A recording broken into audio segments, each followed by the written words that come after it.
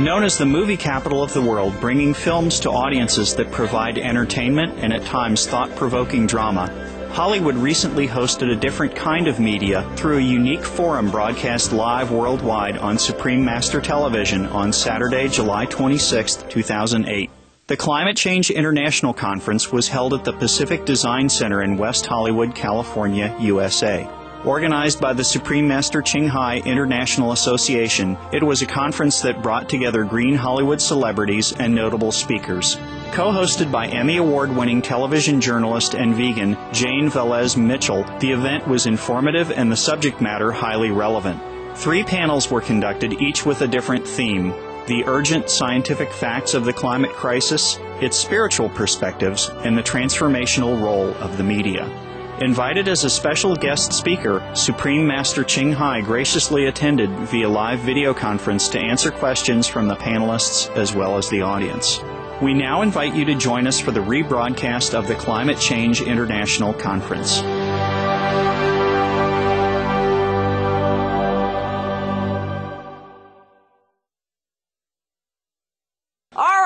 We are so excited today to have with us one of the leaders in this movement. He is the author of the best-selling book, The World Peace Diet, Eating for Spiritual Health and Social Harmony. What a great title. What a great book.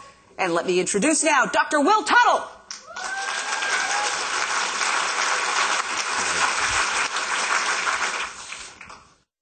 It's great to be here. As we just heard, I'm Dr. Will Tuttle, and I'm the author of The World Peace Diet, and I've been a vegan for about 28 years, and thank you.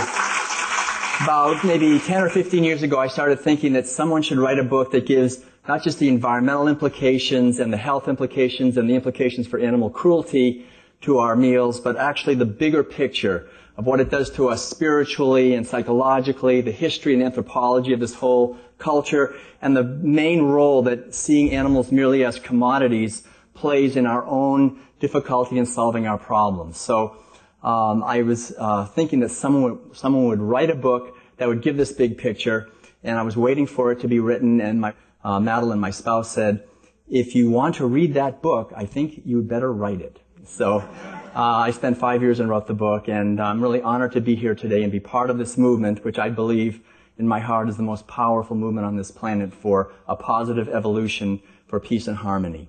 And I'd like to take some time now to introduce Supreme Master Ching Hai. When I first saw the videos of Supreme Master Ching Hai back in the 1980s, I was immediately struck by her benevolent presence and her relaxed and profound wisdom. As the years have gone by, my respect for her as a spiritual teacher has grown so much that I see her as one of the most brilliant and inspiring lights shining on this earth today. Whenever I become despairing of humanity's blindness and cruelty, I need only think of Supreme Master Ching Hai and her loving and enthusiastic students and all the work they are selflessly doing to promote compassion and peace. And I know she is inspiring a great movement to raise consciousness here on this planet. When people ask me whose spiritual teachings and example I recommend most highly, it is Supreme Master Ching Hai. To me, she is a living miracle. On the outer physical side, she is a petite Asian woman from an ordinary village. Growing up in Vietnam, she partook of both the Christian and Buddhist traditions and also knew firsthand of the horrors of war. I think that from her childhood, there was a love for all life shining in her like a bright star, always leading her, and she eventually moved to Germany and married a German doctor and worked in social programs there. Her spiritual calling beckoned so strongly, though, that she felt she had to travel to India, and with her husband's loving blessing, she went to the Himalayas seeking an authentic spiritual teacher. She entered many hardships there, but eventually found a great teacher in the remote mountains, and through her intense meditation practice, she attained deep insight into the nature of reality. She returned to Eastern Asia with no thought of teaching, but the light of her love and wisdom was irresistible, and she quickly became a magnet for students seeking spiritual inspiration and guidance. As awareness of her teaching and healing presence spread, Thousands of people were inspired by her example, and spontaneously meditation centers were formed all over the world with both regular meditation sessions as well as community outreach projects to help those in need. As I mentioned in my book, The World Peace Diet, the worldwide followers of Supreme Master Ching Hai have set up vegan restaurants in many cities and contribute vegan clothing, food, shelter, and aid to disaster victims, prisoners, children, and the elderly in countries around the world. Though she requires students to meditate 2.5 hours per day, vow to eat no flesh or egg products, refrain from alcohol and non-prescription drugs, and not work in jobs that promote the exploitation of animals or people, her movement continues to spread. Rather than impede her movement, her insistence that her students reduce the cruelty in their meals may paradoxically promote it. People who are serious about spiritual growth are apparently capable of embracing fundamental change in their lives and may even welcome the opportunity. I feel everyone on earth owes a debt of gratitude towards Supreme Master Ching Hai and to her students as well. Kindness anywhere blesses everyone everywhere. We are all interconnected. Her efforts to bless the world are magnified by the purity of her intentions, making the efforts of this petite woman absolutely enormous in their impact. People often ask me what the best strategies and methods are to help us be more effective in our advocacy for animals and the earth. Besides educating ourselves about the issues, the most important contribution we can make to the animal liberation movement is to seek authentic spiritual liberation for ourselves, and the best way we can help bring peace is to cultivate inner peace.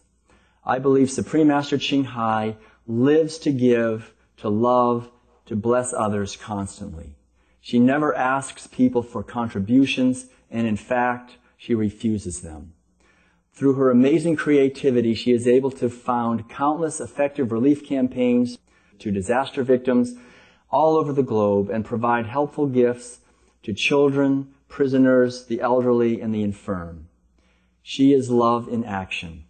Personally, I am often astonished by the sheer creative genius of her jewelry and clothing designs, of her lectures, stories, and jokes, of her paintings, music, and other creations.